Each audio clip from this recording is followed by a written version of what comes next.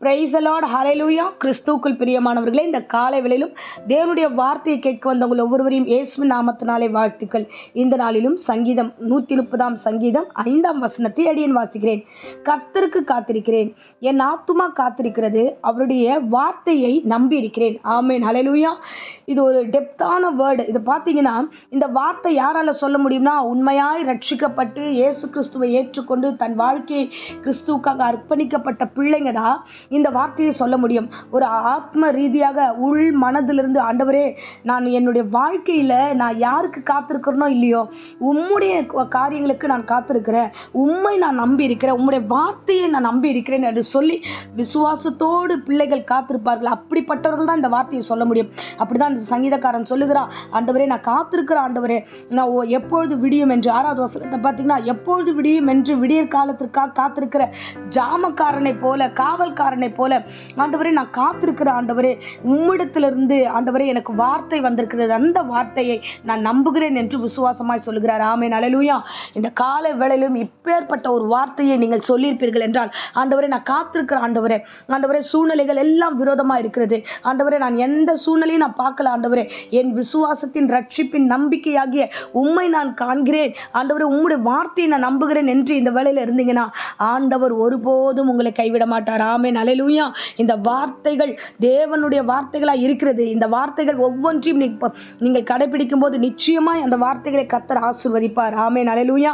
பாருங்க, அப்படியா நாம் விசுவாசிக்கும் பொழுது, நாம் நம்பும் பொழுது, நம்ம தேவனை நோக்கி காத்திருக்கும் போது நிச்சயமாய் கர்த்தர் நம்மை ஆசீர்வாதத்தை நடத்த வல்லவராக இருக்கிறார். அதுதான் வேதாகமத்தில் நம்ம பார்க்குறோம். பாருங்க, ஆபிரகாமை குறித்து வேதத்தில் நிறைய நம்ம பார்க்குறோம். விசேஷமா அப்போஸ்தலர் 7ஆம் அதிகாரத்தில் ஒரு வசனத்தை வாசிக்கிற 5ஆம் வசனத்தில், ஒரு அடி நிலம் ஆகிலும் அவனுக்கு இல்லாதிருக்கும் பொழுது, பிள்ளை இல்லாதிருக்கும் போதும், இந்த 2 காரியமே இல்லை, ஒரு அடி நிலம் கிடையாது, பிள்ளை இல்லை, ஆனால் கர்த்தர் சொல்லுகிறார், நீ புறப்பட்டு வான்னு சொல்லும்போது அவன் அதை விசுவாசித்து, தேவன் என்னை அழைக்கிறார், தேவனுடைய வார்த்தை என்னை அழைக்கிறது என்று சொல்லி விசுவாசித்து அவன் தன்னைத்தானே ஒப்பு கொடுக்கும்போது கர்த்தர் அவனுக்குரிய எல்லா ஆசீர்வாதத்தையும் ஒன்றும் குறைபடாமல் கொடுத்தார். ஆமென், அல்லேலூயா. சந்ததியும் கொடுத்து, தேசத்தையும் கொடுத்து, வானத்து நட்சத்திரங்களைப் போல பெருக பண்ணினார் என்று வேதம் நமக்கு சொல்லுகிறது. ஆமென், அல்லேலூயா. விசுவாசித்த இந்த ஆபிரகாமுடைய நிலையை நம்ம கொஞ்சம் யோசிச்சு பார்ப்போம். ஏன்னா சூழ்நிலை சரியில்லை, அவனை சூழ்ந்திருக்கிற காரியங்கள் சரியில்லை, தன் சரீரம் சரியா இல்லை, வயது சென்று விட்டது, காலத்துக்கும் அந்த வார்த்தைகளுக்கும் சம்பந்தமே இல்லை. ஆனால் சம்பந்தம் இல்லாத பொழுது கர்த்தர் சொன்ன வார்த்தையை அவர் அப்படியே விசுவாசம்.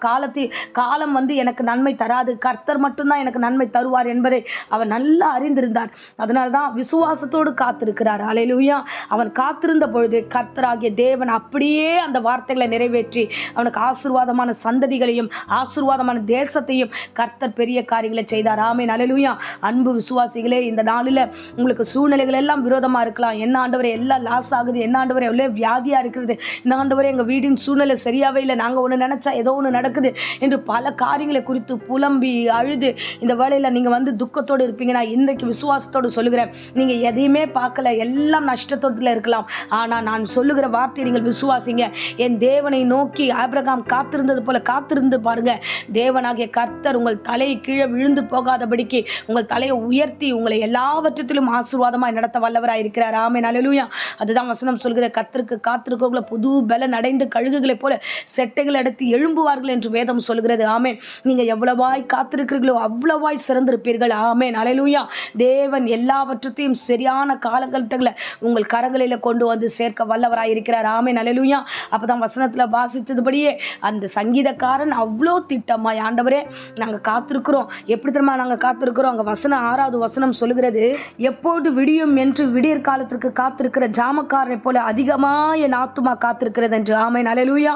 ஸோ ஒரு ஜாமக்காரன் காத்திருக்கிறான், ஒரு காவல்காரன் காத்திருக்கான், எப்பொழுது விடியும் விடியலுக்காக காத்திருக்கும் போது கர்த்தராகிய தேவன் அந்த விடியலை கொடுக்கிறார் என்று விசுவாசித்து அவன் சொல்லுகிறான். அப்படியே தான் இந்த விடியலை காத்திருக்கிற அருமையான பிள்ளைகளே, உங்கள் வீடுகளில், உங்கள் காரியங்களில் கர்த்தர் தாமே பெரிய ஆசீர்வாதத்தின் மகிமையை காண வல்லவராய் இருக்கிறார். அவர் நிச்சயமாய் உங்கள் ஒவ்வொருவரையும் ஆசீர்வதிப்பார். ஆமென். ஸோ கர்த்தராகிய தேவன் ஒருபோதும் உங்களை கைவிட மாட்டார், உங்களை விட்டு விலக மாட்டார். ஆமென். இப்போதும் அடியேன் உங்களுக்காக ஜெபிக்கிறேன். அன்பு ரட்சகா, இந்த அருமையான தருணத்தில் இந்த வசனத்துக்காக ஆண்டவரே நன்றி செலுத்துகிற.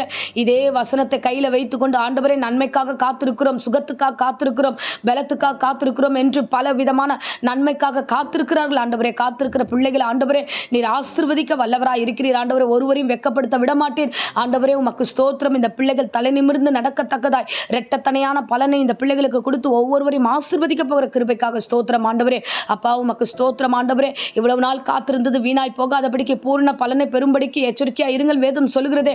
ஆண்டவரே, காத்திருந்த நன்மைகளை இவர்கள் பூர்ணமாய் பெற்றுக்கொள்ளும் வரைக்கும் ஆண்டவரே இடரல் அடையாமல் காத்துக்கொள்வீராக.